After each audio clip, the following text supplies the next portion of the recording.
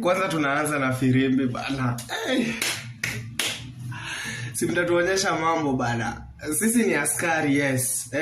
Watumishi kwa wote. But imekuwa vice versa jo. Ni wote kwa watumishi. So kuna idea fulani nilikuwa nimetumwa nishike mwanafunzi. Nikiangalia mwanafunzi kesi inahusikana na yeye.